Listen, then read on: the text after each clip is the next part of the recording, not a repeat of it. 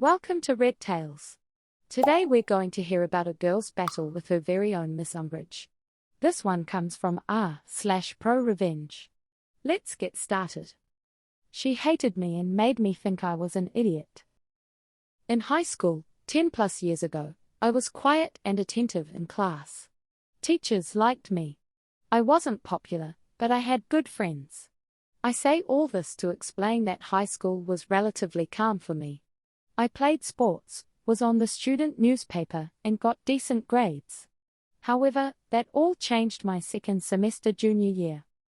I've always been a voracious reader. My freshman English teacher recommended I move up to the honors English track, so I did for freshman, sophomore, and the first half of junior year. Then I was put into classical literature my second semester junior year. I've always loved Greek and Roman stories, and had already read your typical high school classical reading list on my own. I didn't mind reading them again until I met Miss Umbridge. She put on a sweet facade, but she was downright evil. She also decided she hated me. I still do not know why, or what transgression I committed, but she hated me. I assume it was my habit of sometimes nodding off in classes. At the time, I had undiagnosed thyroid issues, and was getting up at 5 a.m. for swim practice. I say sometimes, because it happened maybe twice a month total between all 8 classes. I don't remember nodding off in her class, but it could have happened. Anyways, her class was 50% essays/written reports. The rest were random quizzes and a couple tests.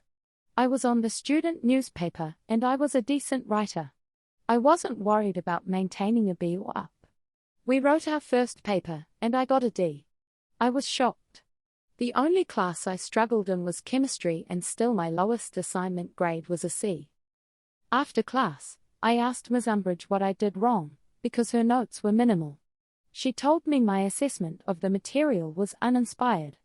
Okay, can you direct me to an example of an inspired assessment? Come back during study hall. Thinking she'd have some example materials for me to review, I got a pass to see her during study hall. Nope. She spent the full hour basically telling me I was an idiot. I remember leaving and crying, because she didn't tell me anything constructive. My friend, the eventual valedictorian, offered to help me on my next paper. My friend and I spent hours on my next paper. She never got below an A on anything. I got another D. My friend was furious. She took it to her AP English teacher and asked him to review it. She said she was entering a writing competition and wanted advice. He said it was great. Her typical A+ work.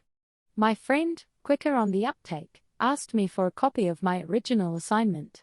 She asked her AP English teacher to look it over too, and he said she should enter the first one.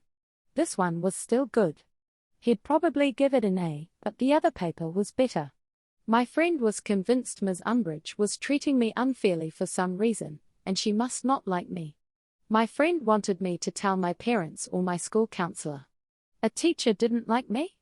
That had never happened. Sure, they didn't all love me, but none had actively disliked me. I decided I'd try one more time, but this time get Ms. Umbridge to help me. Despite the previous horrors of spending study hall with Ms. Umbridge, I went to her office during study hall 3 times before the next paper was due. She reviewed the paper and gave me tips on revising it each time. She did this in red pen. I took notes. By the time the next paper was due, I had 3 revised versions with her notes in red ink on each one. I got a D+. She smirked and congratulated me on my improvement. Bitch. I was done. My friend was right. This bitch had it out for me and was giving me shit grades on purpose. I'm a laid-back person, but I was pissed. Never before been this pissed. I took my paper to my newspaper teacher. Sure, he didn't teach English, but our student paper constantly won awards because of his work. I told him I was having trouble in English, and could he please look over my paper and give me advice. He was a little confused as to why I didn't ask my English teacher, but he did it. He also told me it was great, but gave me a few minor changes to make. I asked him if he thought it was a B or better. He said he'd give it an A, not 100%, but a solid A. I went to my friend, and we brainstormed. I couldn't request a drop/add. This wasn't college. You just don't switch classes at my high school, unless the teacher recommends an honor placement. That's not true, said my friend. The football and basketball guys get moved to easier classes all the time to keep their grades up, so they are eligible for games. The athletics director was a friend of my dad, so I requested a meeting with him and my swim coach after school one day. I told them I was in danger of losing my eligibility to swim, because I was pulling a D in a class. I wanted to move classes, but I knew I'd need approval from administration, which I wouldn't get without a good reason. They asked if I had requested help. I explained I had asked for help from multiple people, but my grade wasn't improving. I didn't know what to do. They asked to see my papers. I sat while they read them. They both looked at me confused. Neither of them could understand how those papers were worth only a D. The student VP was brought in. He asked who helped me.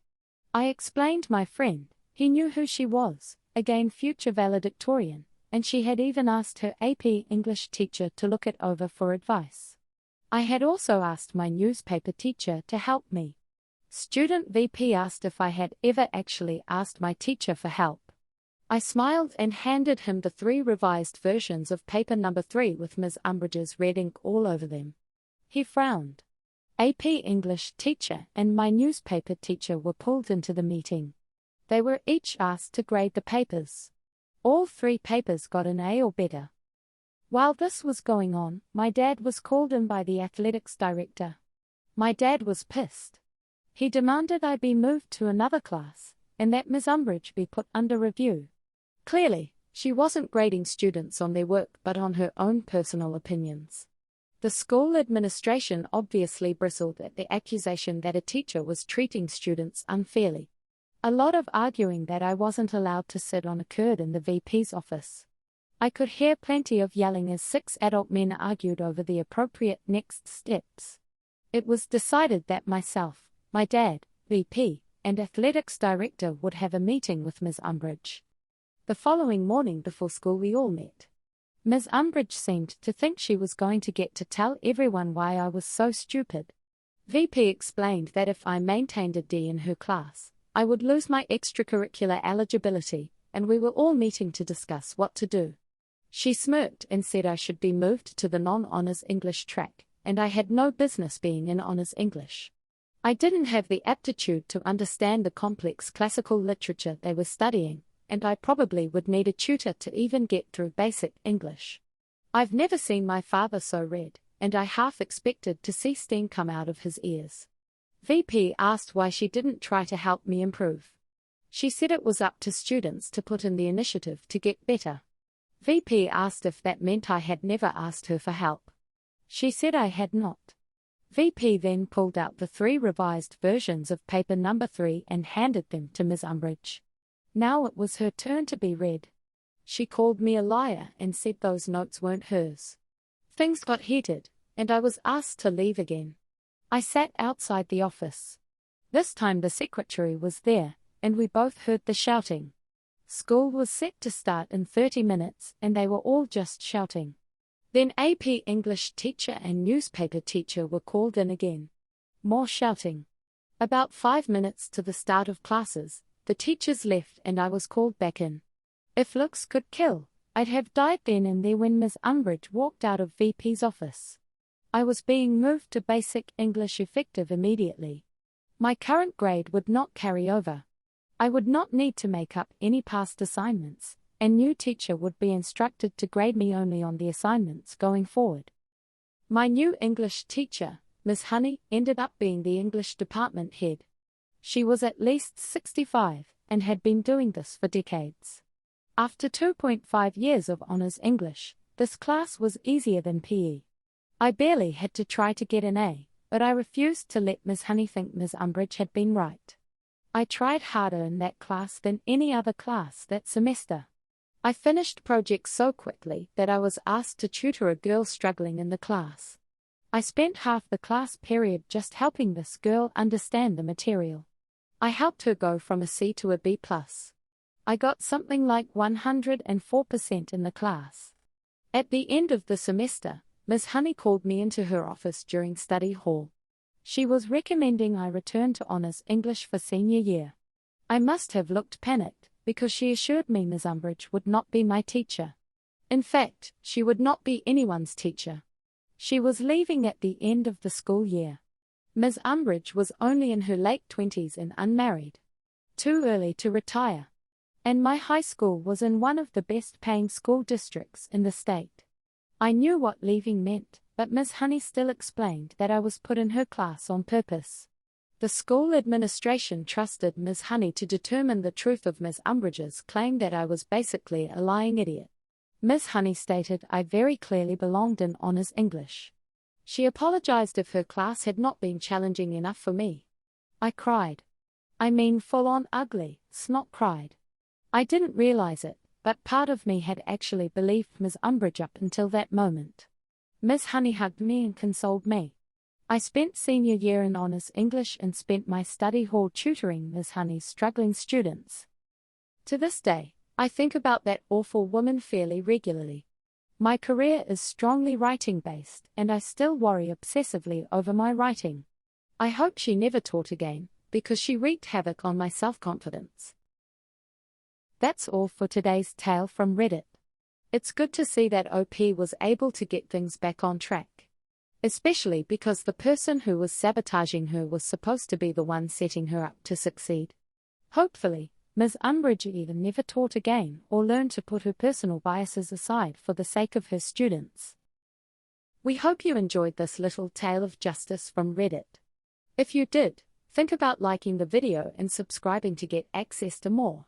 Thanks for coming and have a blessed day.